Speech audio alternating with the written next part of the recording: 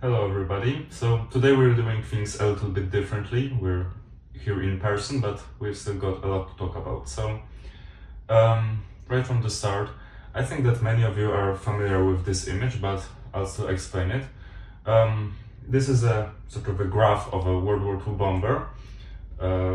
Now, as you can see, it has a lot of red dots on it. These dots were actually places where bullets hit the bombers that returned to base after the operations.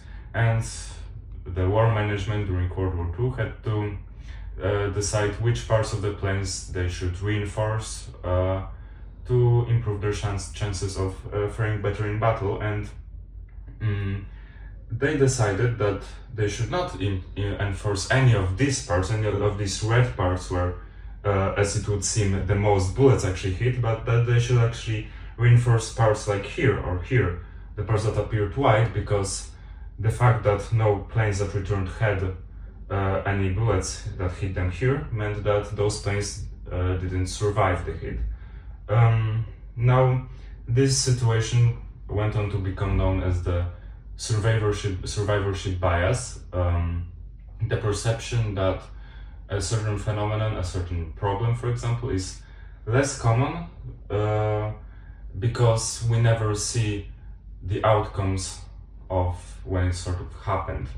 And this is the first example of that. And today we want to talk about how survivorship bias can be applied to many social cases outside of just military uses here, but also to wider society and the way we perceive it, right? Yes. So in a society we perceive a lot of phenomena, a lot of different problems, and the way we perceive them is not exactly equal. Now, for most of us, our primary perception of society as a whole comes from the people we see in public, on the streets, right?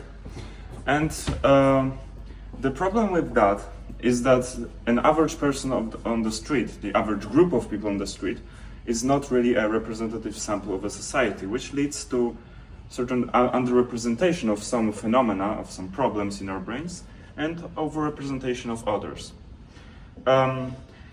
Going through by simple terms, all social phenomena, all problems can be divided into two parts.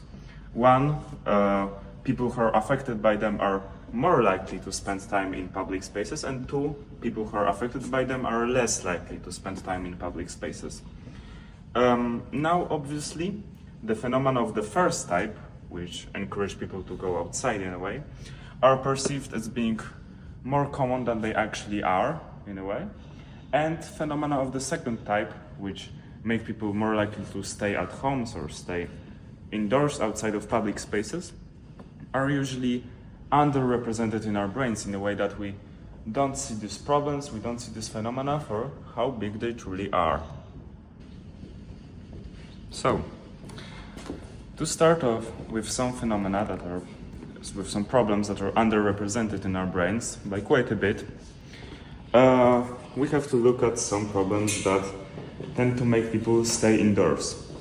There are some obvious ones, like, for example, simply old age, but also obesity, loneliness, or disability. Now think about how often you see a disabled person on the street. It could probably be once a week, a couple times a week.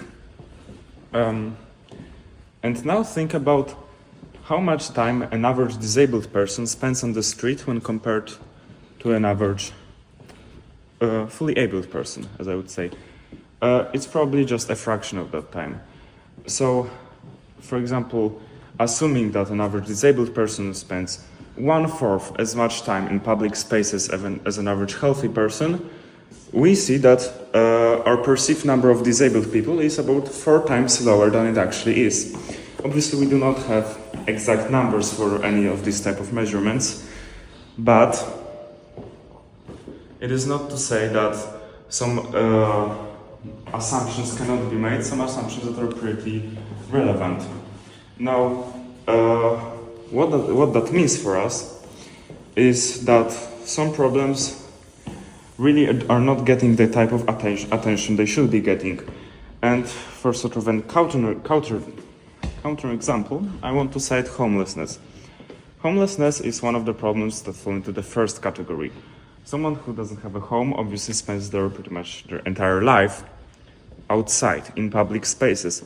And homelessness is treated by the society as a massive problem, because it obviously is. But as a problem, homelessness is truly one that is seen to pretty much its fullest extent by the society.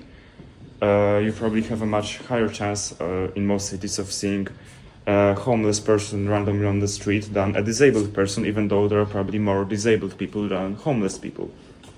And homelessness is really talked about, mentioned, and pretty much panicked about all over the news, all over the internet, everywhere. It's truly considered to be a massive problem, and it is. But it shows that some other problems, like disability, sort of go under the radar, simply because others are more overrepresented. Another problem that I want to really mention here is loneliness. People who do not have friends tend to spend a lot of their time indoors, out of public spaces. And yet again, they're less rarely seen outside.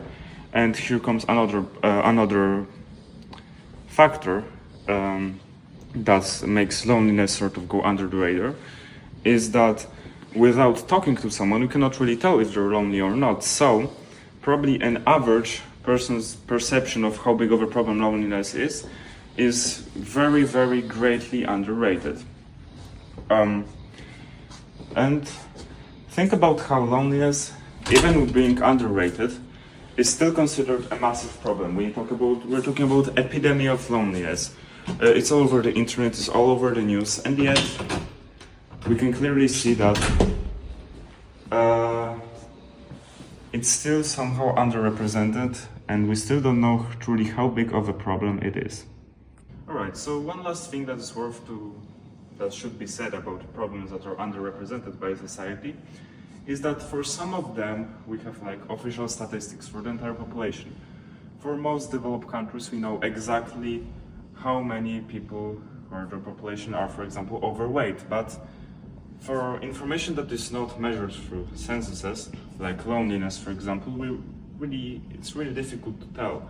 Such information are very hard to measure, and with our perception being skewed by the people we see on the street, we really cannot tell the extent of some problems, and it's possible that there are some others outside loneliness, disability, or obesity, for example, that we didn't mention in this video, that are even more prevalent but even less seen. It can be, for example, intellectual disability or other these kind of things. So I guess what is the takeaway from this video?